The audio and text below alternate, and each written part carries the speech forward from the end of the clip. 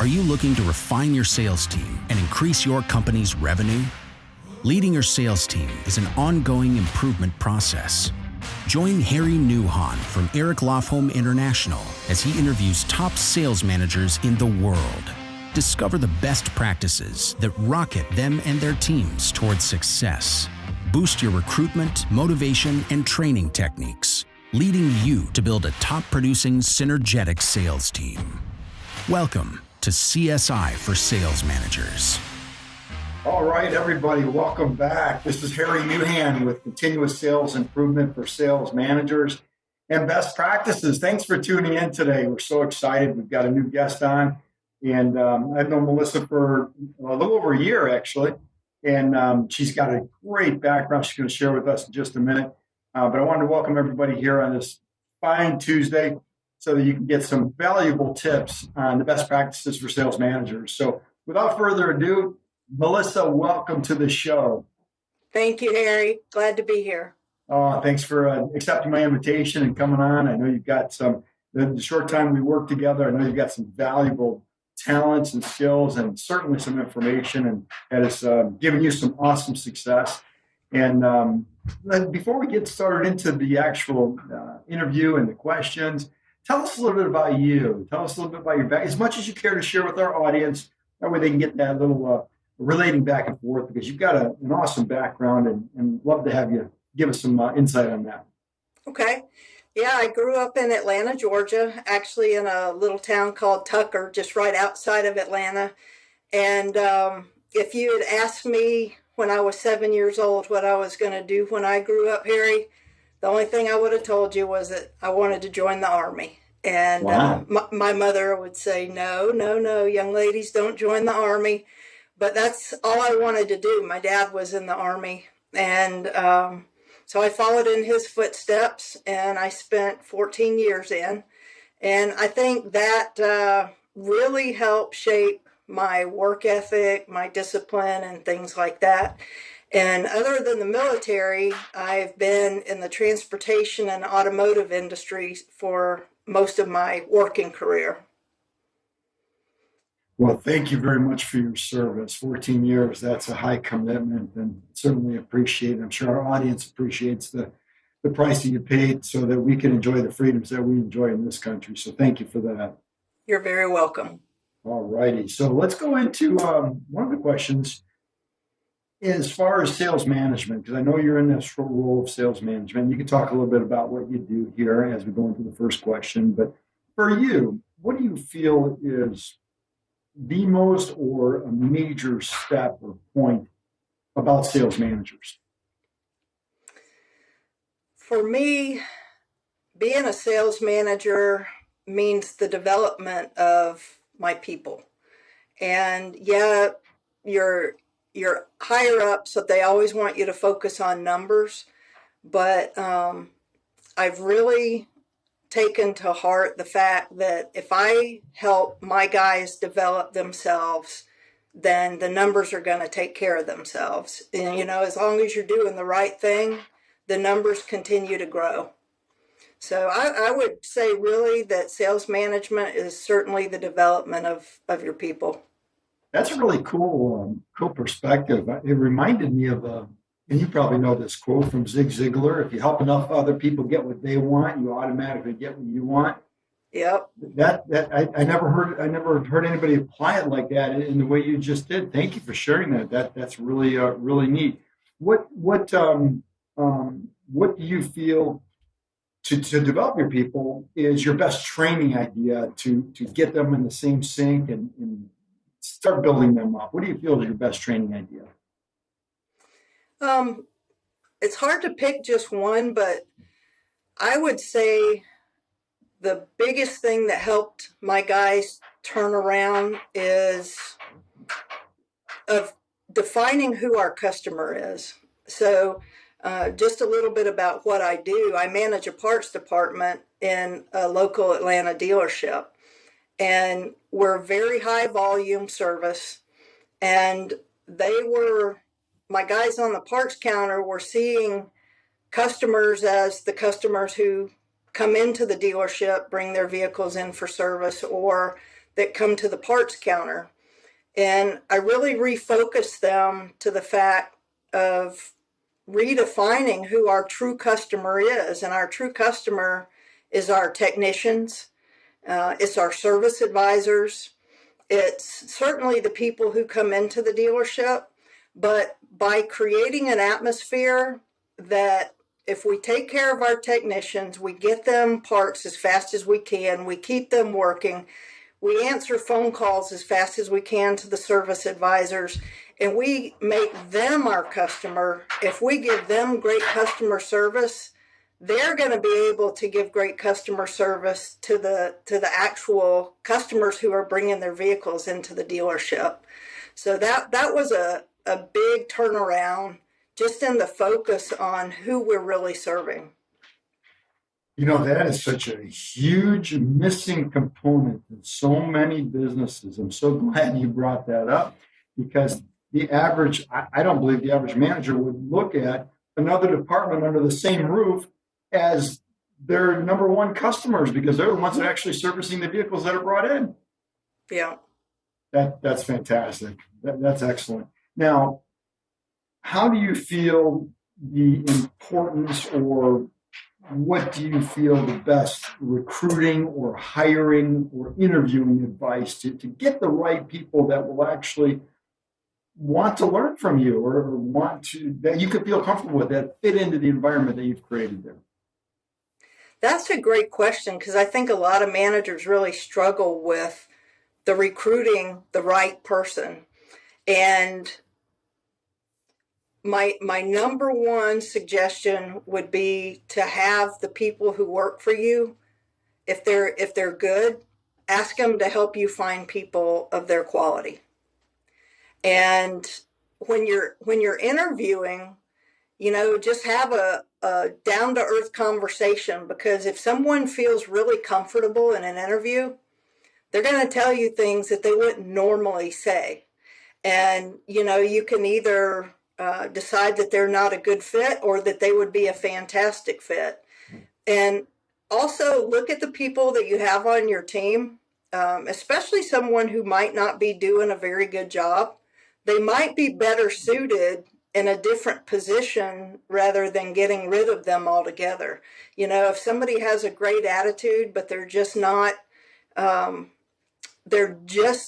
giving you the quality that you're looking for in that specific position, see if there's something else that they would be better suited for. Because, a lot of times you can find the right person that's already on your team. That's an interesting perspective as well. So many times we're hasty in our decisions to take somebody out of an environment and totally eliminate them, instead of realizing that, like you said, they could be better served somewhere else. Right. Yeah, and that kind of goes in hand. What I found, and I'm not sure if this is with you, is one of the biggest expenses of bringing on new people is in the first 90 to 120 days, because that's when the training takes place. That's when they're learning. And if you're going to invest the money or in time and energy into training somebody, it behooves you to potentially find another place for them under the same roof, as long as they have the qualities, honesty, integrity, character, and they fit somewhere else, obviously. Yeah. So that's a good perspective. Go ahead. You want to add something to that? Yeah, I was going to say that you really can't train a good attitude into somebody. They either kind of have it or they don't. And, if you have a team member that's got a great attitude, don't disregard them. I really find that having the good attitude, you can train up the technical part of it, but, having that right attitude is really, really a key. That's a good one too. I like that, fits right in. Thank you for sharing that. And that brings me, kind of rolls right in, segues into the next question.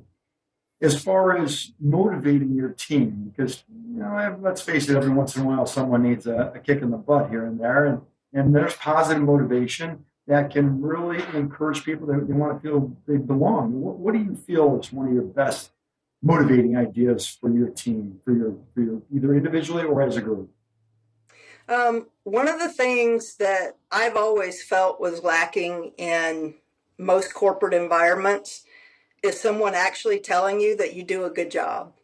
And I have found, and especially any of the listeners who were in the military, they would know what I mean by getting a coin. And it was always a big deal if a sergeant major or one of the officers gave you one of their coins, because they caught you doing something good.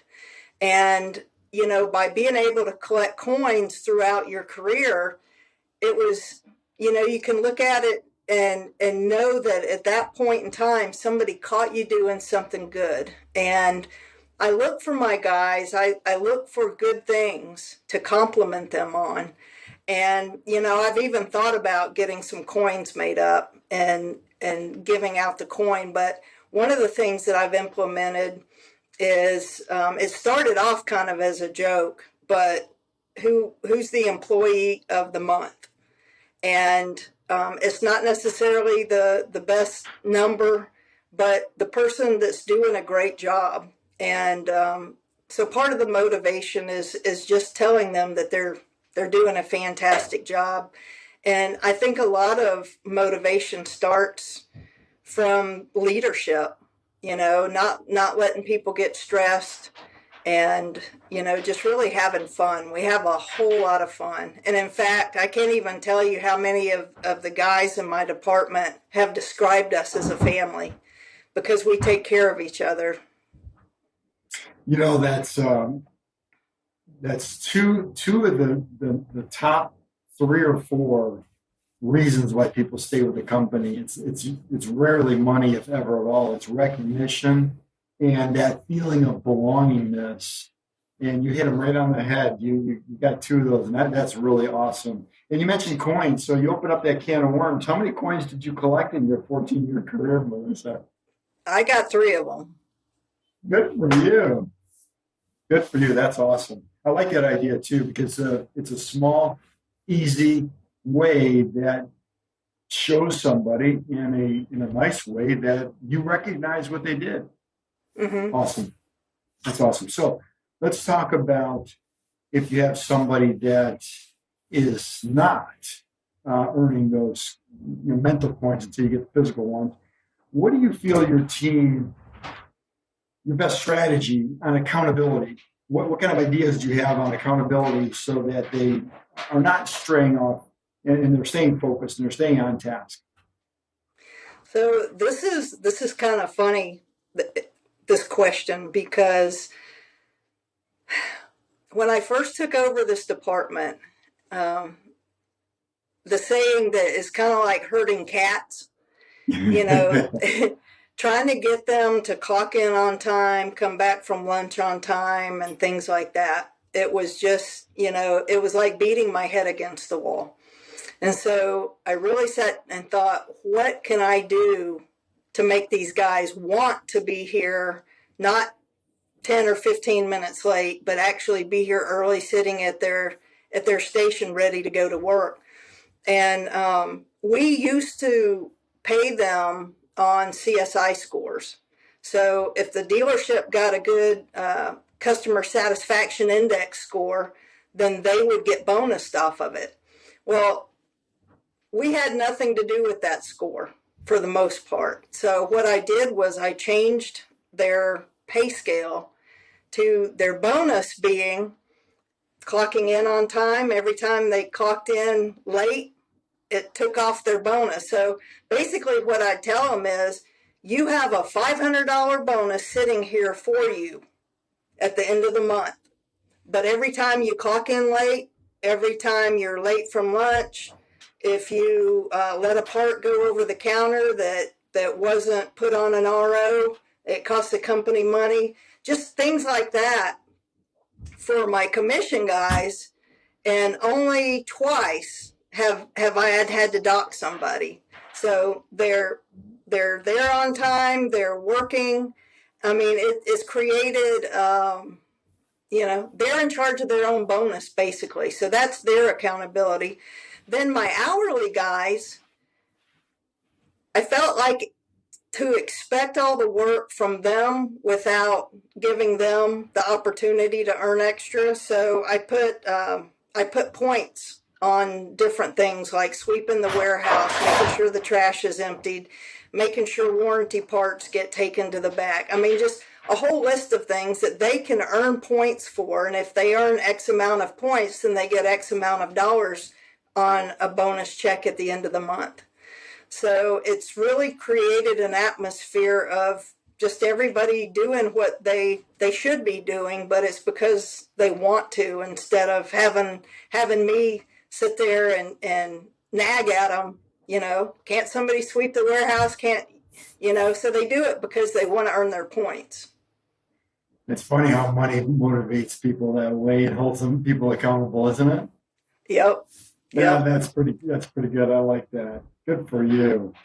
So let's kind of swing the pendulum the other way. What do you feel, maybe you could share with our audience here today, a setback that you had in your career that you had to overcome? What did you learn from that? And what was a setback, and what did you learn from that setback? That's a good question. So I would say one of the biggest setbacks I had was I was working for a company that went out of business. And not only did they go out of business, but they went out of business on payday. And yeah, so they closed their doors. Nobody got their checks. And this was, I think I was probably early 30s, maybe late 20s. And I was living paycheck to paycheck at the time. And I had never had trouble paying my bills, but when you don't get a paycheck, especially when you're paid 2 weeks in arrears, that taught me a huge lesson. Number one is save for a rainy day. Yeah. And number two is make sure that I've got skills where I could go out and get another job tomorrow. And that's one of the things that got me into sales is, when you can have the skill of selling, it's a skill that you can use the rest of your life. Yeah, somebody that I worked with probably 15, 16 years ago. In fact, he was, I believe, my second interview here on the podcast. Mike, he had told me one time, he said, if you learn the skills of selling, you'll never be out of work. Right. Because that's what makes the whole world go around. And once you learn how to sell, then you can manage, teach, and train other people how to sell. And obviously, you've learned extremely well because you're in a management position. Now you've got a team of people underneath you. So thank you so much for sharing. Yeah, when you have faith in a company that lets you down like that, that could be devastating and makes you stronger. And that valuable lesson that you learn, that's something that will serve you for the rest of your life. So way to go with that. Thank you. So one last question, and then we'll kind of wrap it up here a little bit. Do you have any ideas, or what do you feel your best ideas are for, or do you encourage your teammates or your team members to continue education? Because we're a firm believer in continuous sales improvement, continuous sales management improvement, because there's always new technologies, there's new ideas, there's new things coming on, and to keep your team up to date and peak performing when you need to peak performance. Do you encourage them to do any kind of study programs, or do you have an in-house study program, or to get outside mentorship or training? What's your method if you have one? One of the things about working in an automotive dealership is the manufacturers generally provide a lot of what I call technical training. And you know me, Harry, I've been a lifelong learner, and I always encourage anybody to continue with training. And in fact, that's one of the things that I've recently spoken with our general manager about, is the importance of having consistent training across the board. And instead of, how most companies have the tribal method of training, Betsy tells Susie how to do the job and the best way to handle customers, and then Susie trains the next new person. And if there's not continuous training that's consistent, then there seems to me, and probably a lot of the listeners would agree, there can be a disconnect from the most your best salesperson to your lowest salesperson. And a lot of times it's not, they're doing the same things, but it's how someone does it. So I totally believe in continuous sales improvement for any organization. I'm glad you brought that up, because if you kind of leave it up to the tribal method, as you say, don't you lose the uniformity of the knowledge from everybody? Yep. Yeah, kind of like by the time it gets down to the fourth or fifth generation, they're not teaching the whole picture. They're just teaching pieces of the picture. Exactly. So that's good. Yeah, that's excellent. So last question here. Any additional thoughts that you would like to share with our audience on best practices that have gotten you from start? Because how long have you been at your current position? About 2.5 years. 2.5 years, and now you're managing a team, and you've grown in that company to a very significant role, and you're doing extremely well. Any last thoughts you'd like to share with our audience on the process or what you did to grow yourself and your team? So one of the things, I went into a department that, like, speaking candidly, was a disaster, and there were no processes. The department was losing money. Compared to today, like literally, the gross profit has 14 times since I took over the department. Wow, congratulations. Thank you. But the biggest thing is look at your department and see where your bottlenecks are. See what's stopping the flow of profit. And when you can basically do what I call is plug in the holes in the bucket to keep more water in, you're going to see your net profit, your gross profit and your net profit increase. So that was the biggest thing for me, is not so much looking at ratios, but looking at efficiencies. And, if you can look at the business as a whole and know how your department can help increase that, because a lot of companies, sales is in competition with service, and then marketing seems to be its whole separate department, and marketing and sales don't usually talk about what experience the customer's getting from the time they see a marketing message till they go through, they buy something, and then they end up in the service. And it's just a huge disconnect. So if you can look at your business holistically and really think about what you can do to grow it as a whole instead of one department, that could make a huge difference in the whole company's bottom line. Yeah, that's a whole nother level of uniformity, and back to the 14 times increase in profits. That's amazing. No wonder you're doing so well, and you've been able to secure that position and grow it. So that is fantastic. That's awesome. Well, Melissa, listen, we really appreciate your insight on all of these topics. Valuable information for our audience and everybody else. This is Continuous Sales Improvement for Sales Managers. I encourage you to look at some of our previous episodes. And this episode here will be uploaded into our website, Continuous Sales Improvement for Teams.com. Continuous Sales Improvement for Teams.com. And it'll be uploaded here, and you'll see our library there.